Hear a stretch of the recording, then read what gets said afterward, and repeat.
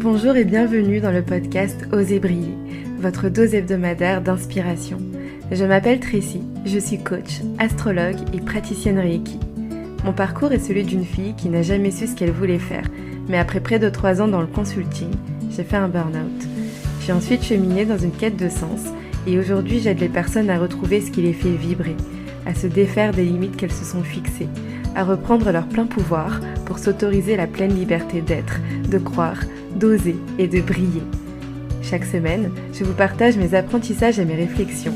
Je vous diffuse de l'inspiration afin de vous aider à accueillir votre unicité et incarner votre authenticité. Bonne écoute! Bonjour et bienvenue dans ce tout premier épisode du podcast Osez briller. Donc ce premier épisode aura pour sujet le sens, la quête de sens. Qu'est-ce que le sens ?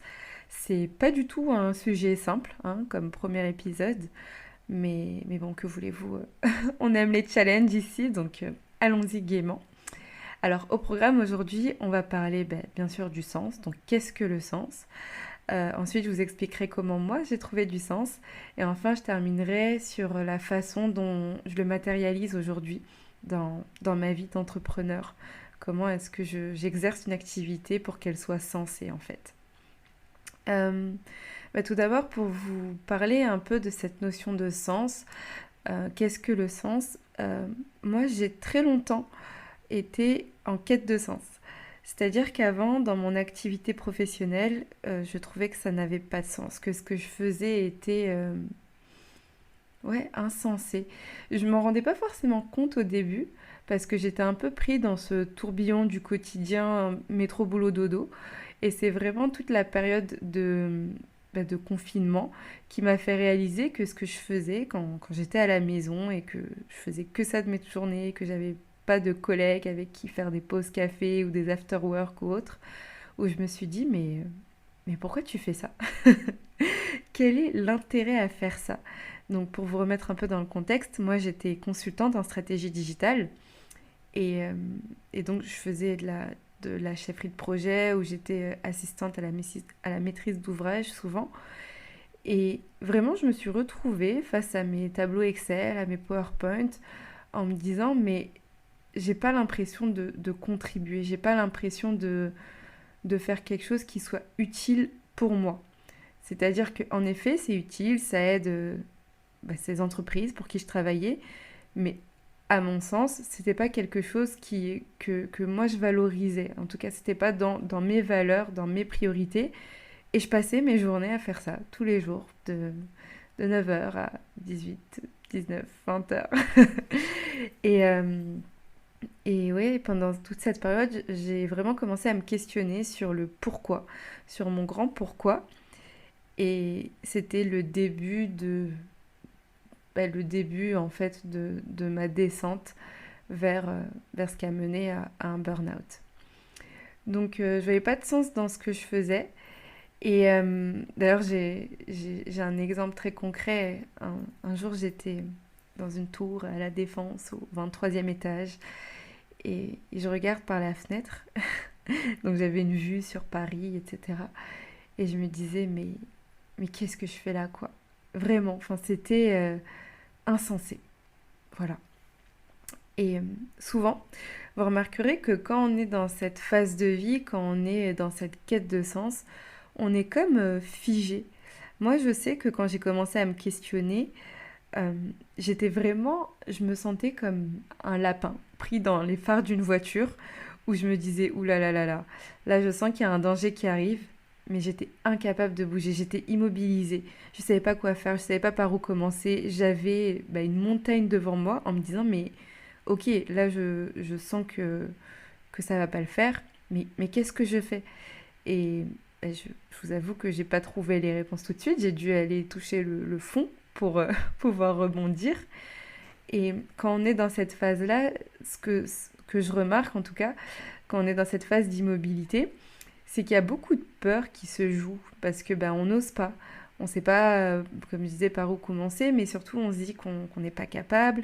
Et je pense qu'on a aussi cette crainte de détonner, de perdre un peu ce qu'on a pu construire, peut-être même l'amour de nos proches, en se disant non mais, mais qu'est-ce que je vais aller chercher là? Finalement, je suis très très bien où je suis. Et finalement, ben, j'ai tout ce qu'il me faut pour être heureux, heureuse. Qu'est-ce que je vais aller me prendre la tête à chercher des choses qui est trop compliqué. Et je pense qu'il y a quand même au fond une peur du rejet, de ne pas être accepté, de ne pas être compris. Là où on est censé être un peu dans un cocon qu'on a construit, finalement c'est nous qui nous sommes construits un peu cette... Enfin en tout cas je parle pour moi, mais c'est moi qui m'étais construit cette vie que je vivais. Et voilà.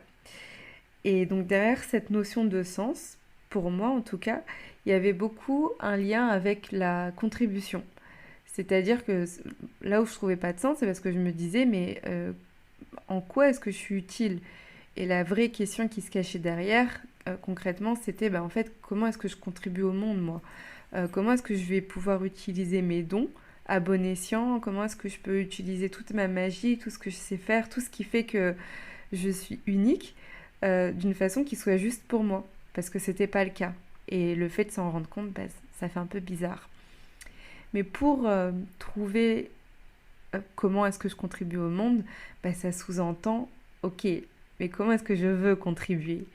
Et pour savoir comment est-ce que je veux contribuer, il faut aussi savoir avec quoi, quels sont les outils que j'ai, quels sont, comme je vous disais tout à l'heure, je vous parlais de ces dons, de cette magie, ces cadeaux que j'ai.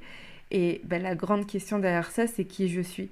Et je pense que c'est aussi pour ça que ça fait peur, cette notion de sens, parce que bah, qui je suis, c'est une question existentielle. Et quand on commence à se poser ce genre de questions, souvent, bah, notre mécanisme premier, ça peut être la fuite de «Ah non, non, ah je me dirige pas vers ça, hein, là c'est c'est trop, c'est trop». Et, euh, et donc, bah ouais, c'est pour moi la première étape pour trouver du sens dans sa vie, dans ce qu'on fait, bah, c'est d'abord de se trouver soi.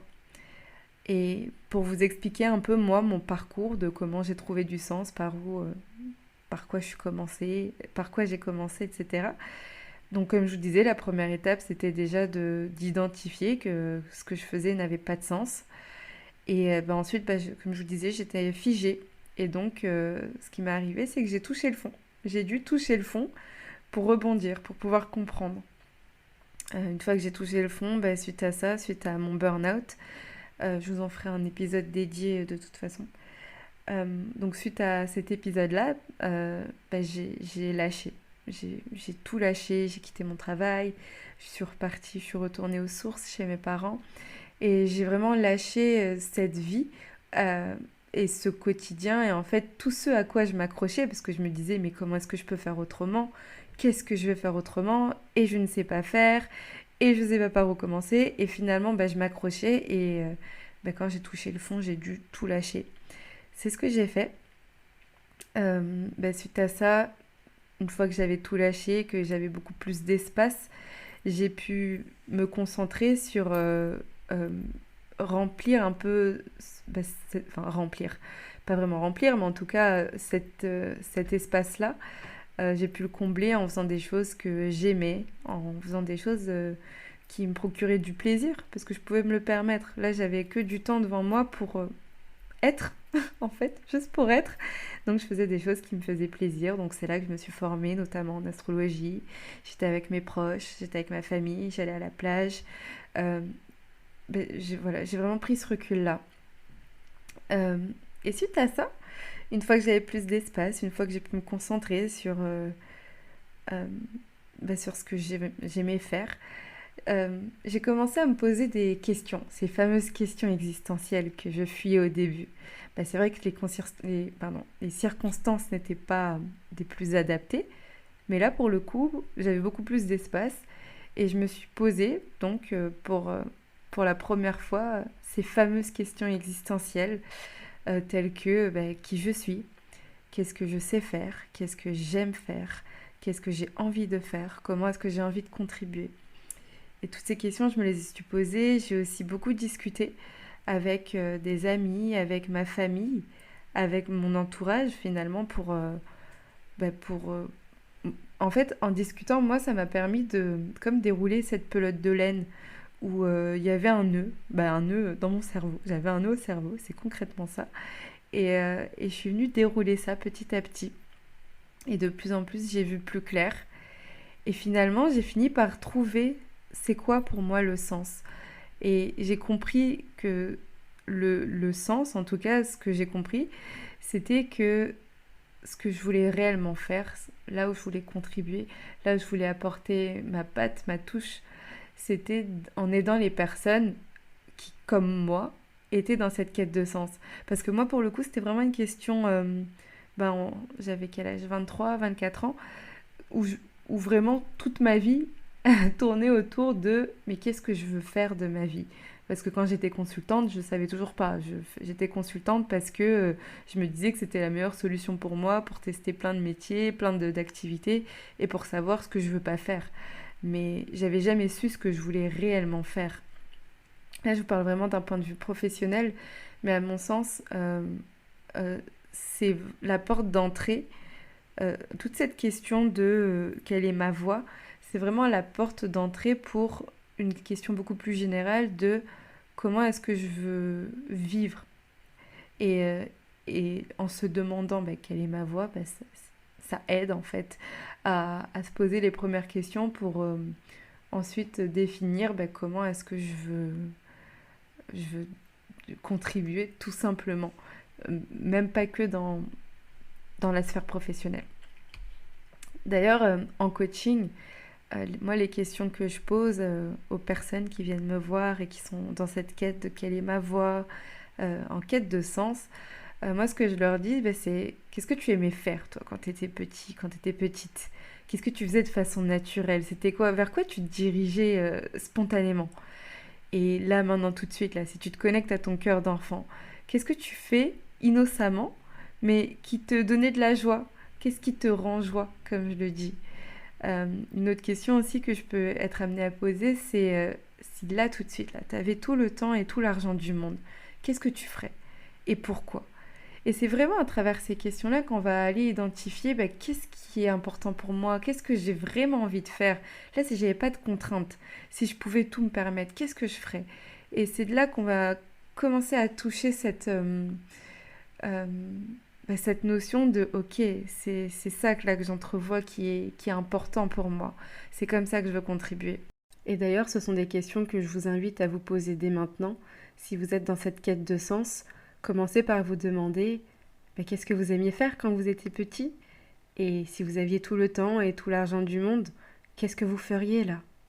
Et pour faire le lien avec l'activité professionnelle, la contribution, ça se traduit notamment par le métier qu'on exerce.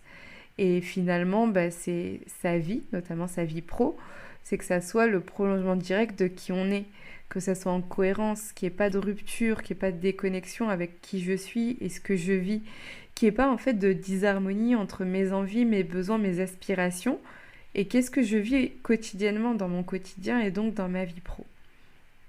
Donc aujourd'hui, moi j'ai trouvé, je pense, ma voie. Je pense aussi que ma voix n'est pas définie, que je ne fais pas une activité qui soit complètement stabilisée et figée et je ferai que ça. Au contraire, je pense que je suis vraiment en perpétuelle évolution et que c'est beaucoup amené à bouger. Mais je suis beaucoup plus ouverte en tout cas à ce que ça bouge et à ne plus avoir peur de ce changement. Maintenant, je suis beaucoup plus armée pour ne plus être dans cette immobilité et figée et je navigue sur ces vagues d'évolution, de changement. Et ce que je fais aujourd'hui, donc pour moi, a du sens parce que je sais pourquoi je fais les choses.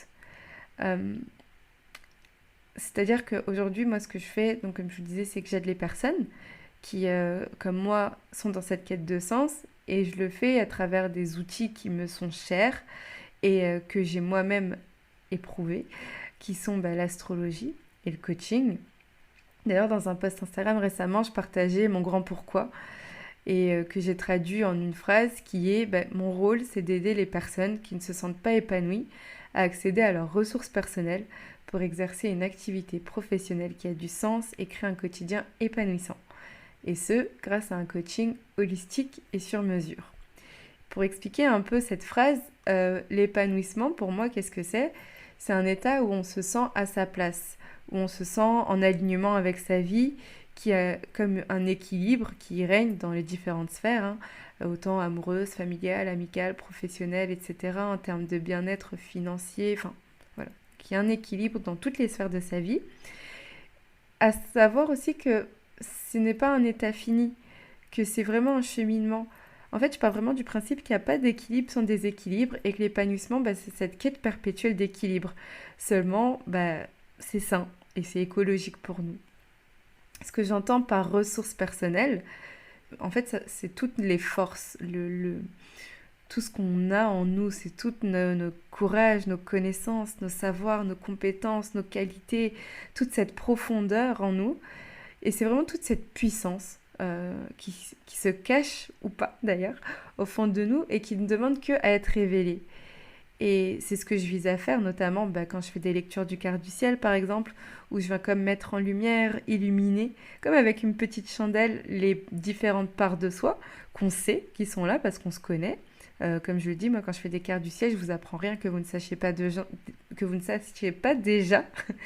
Donc, je viens juste révéler ce que vous savez déjà, mais qu'on n'a pas forcément pris le temps de reconnaître, de dire « Oh, ok, c'est donc ça ». Et c'est aussi ce que je fais avec le coaching, où je viens prendre,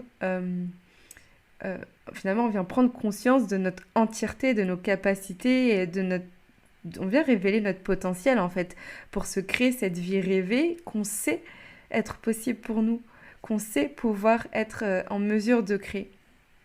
Et pourquoi je parle de l'activité professionnelle? Comme je vous le disais, pour moi, c'est vraiment la porte d'entrée la plus accessible. Finalement, ce désir de trouver notre voie, d'exercer une activité professionnelle épanouissante, ça reflète vraiment cette partie immergée de l'iceberg, mais qui est visible, qui est nécessaire d'aller explorer pour ensuite aller identifier et se diriger en fait vers un épanouissement dans toute notre entièreté. Et d'ailleurs, je vous mentirais, c'est dans mes accompagnements, bien que l'objectif principal, ça soit, je veux trouver une activité, enfin que ce soit en lien avec la vie pro, souvent on traite beaucoup de la vie perso et on se rend compte que, tiens, si j'ai pas réglé tel sujet dans ma vie perso, ce sera peut-être un peu plus compliqué pour moi d'atteindre cette vie pro rêvée. On vit dans une vie dans son entièreté, pour moi, et non pas fractionnée entre vie pro et vie perso, c'est pas dissociable. Donc voilà. Et pour transmettre tout ça, moi je m'appuie sur 3 clés principales, selon moi, 3 piliers sur lesquels repose ma communication. Alors d'abord, il y a le premier pilier, je vais vous le dire clairement. C'est le fait d'oser reprendre sa puissance personnelle pour incarner son authenticité et créer avec détermination une vie épanouissante et alignée. Dans ce pilier, moi j'englobe toutes les notions d'introspection, d'authenticité, de pouvoir personnel, de self-love. Le deuxième pilier, c'est le travail comme outil d'épanouissement personnel, où je vais parler de l'équilibre vie pro, vie perso, du coaching, etc. Le troisième pilier, c'est de se déployer à travers la spiritualité. Alors, c'est pas un pilier que j'exploite assez à mon goût, mais dedans, on se rejoignent en fait tous les sujets en lien avec l'astrologie, le féminin sacré, le spiritual new age, comme je l'appelle. Donc voilà à peu près ce que j'avais à vous partager sur cette notion de sens, sur le fait d'être en quête de sens.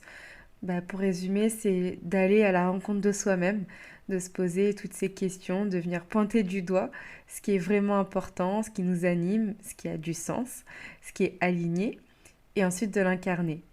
Et finalement, c'est en trouvant ce sens, en faisant ce qu'on aime, ce qui nous fait vibrer, en étant aligné, qu'on ressent de l'épanouissement et qu'on kiffe notre vie.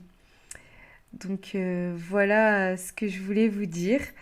Je sais que ça peut faire peur de se poser ces questions-là. Je sais que parfois on ne sait pas comment y aller, on ne sait pas par où commencer. Et moi, en tant que coach, mon objectif, c'est vraiment ça, en fait. C'est d'être ce phare, là, dans la nuit, qui vient vous aider à éclairer toutes ces réponses qui sont déjà là, mais que parfois, on a un peu peur d'aller regarder. Et moi, ce que je fais, c'est que je vous tiens la main et je vous dis, allez, allons-y gaiement. Donc, allons nous rencontrer, allons trouver ce qui est juste pour nous, pour pouvoir en faire le prolongement de nos activités, pour avoir une vie qui a du sens, qui est en cohérence avec nous-mêmes. Let's go. Merci beaucoup pour votre écoute. Je vous invite à vous abonner si ce podcast vous a plu, à laisser une note et à bientôt. Merci pour votre écoute. Si cet épisode vous a plu et que vous souhaitez me soutenir, n'hésitez pas à le partager autour de vous. Je vous invite à le noter avec la note de votre choix sur votre plateforme d'écoute préférée et à vous abonner au podcast pour être informé des prochains épisodes. À bientôt!